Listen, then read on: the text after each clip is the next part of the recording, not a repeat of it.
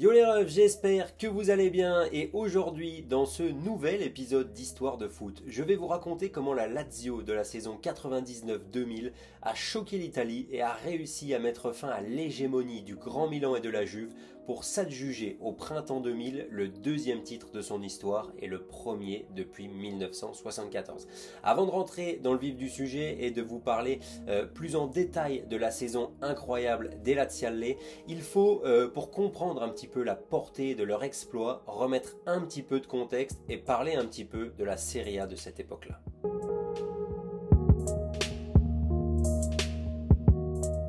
Si aujourd'hui la Serie A n'apparaît plus comme le plus grand des championnats européens et est parfois même décrite à juste titre comme peu attrayante ou sur le déclin, il faut savoir que dans les années 90, c'était de loin le meilleur championnat du monde. Un championnat qui incarnait parfaitement l'âge d'or des grands numéros 9, l'âge d'or des grands attaquants.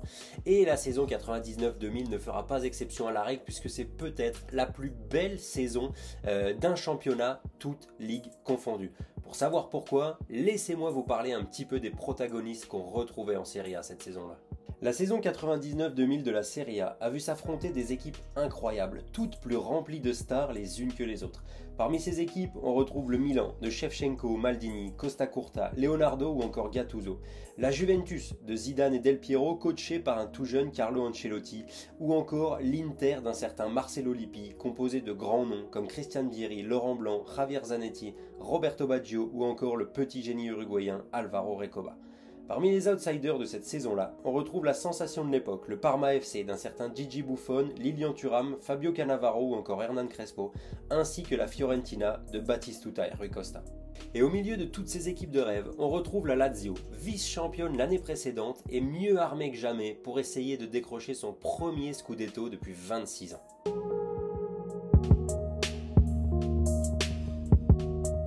Après avoir mentionné toutes les équipes incroyables qui formaient la saison 99-2000 de Serie A, il est temps qu'on s'intéresse un petit peu plus au sujet de cette vidéo, la Lazio de Rome de Sven-Göran Eriksson. Après avoir fini vice-champion de la saison précédente en terminant à seulement un petit point derrière le Milan, les dirigeants laziale étaient bien déterminés à renforcer l'effectif afin de pouvoir jouer une nouvelle fois le titre jusqu'au bout.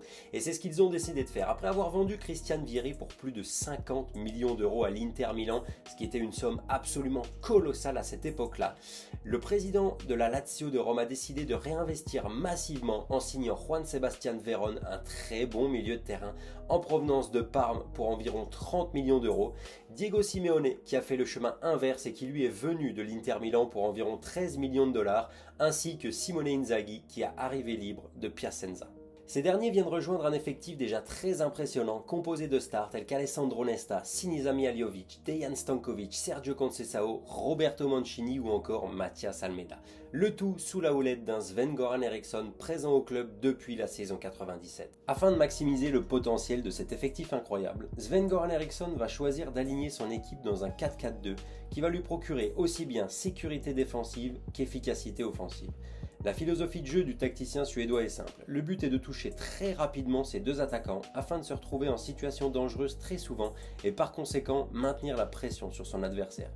En somme, le but est de jouer le moins possible dans son camp et le plus possible dans le camp adverse. Articulé autour d'un milieu à 4 Nedved, Almeida, Veron et Stankovic très mobile, le 4-4-2 des Laziale se transforme très régulièrement en 4-3-1-2 en phase offensive, avec un Nedved dans un rôle de trequartista et parfois même en 4-2-2-2 lorsque Veron se projette en attaque. Ce mouvement perpétuel de Nedved, Stankovic et Veron permet aux latéraux de prendre l'espace dans le dos des défenses adverses tout en apportant un maximum de densité dans les 30 derniers mètres. Les choix tactiques de Sven-Göran Eriksson vont s'avérer payants puisque la Lazio va devenir un véritable rouleau compresseur.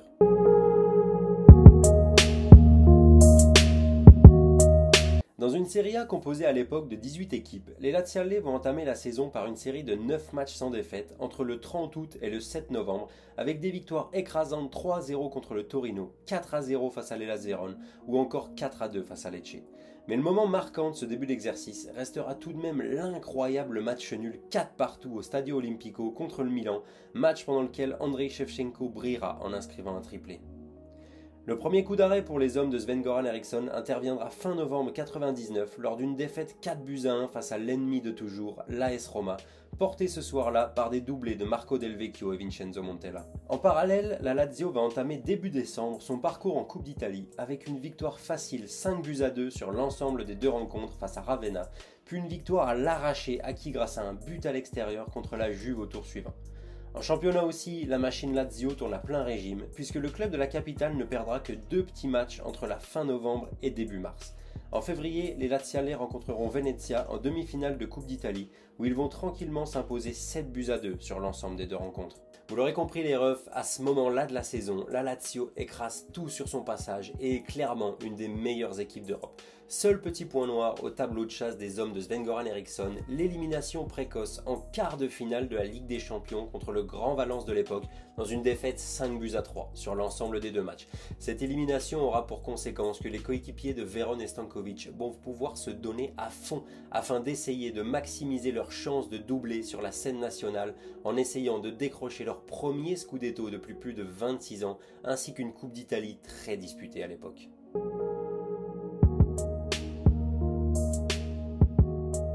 Après une défaite surprise 1-0 sur la pelouse de l'Hellas Vérone au début du mois de mars, les hommes de Sven-Göran Eriksson vont enchaîner une série impressionnante de 6 victoires en 7 matchs, notamment une victoire 2-1 dans le derby face aux voisins de l'AS Roma grâce à des buts de Veron et Stankovic, mais surtout, le plus important, une victoire 1-0 contre la Juve grâce à un but d'El Cholo Diego Simeone qui leur permettra de revenir sur les talons de la vieille dame.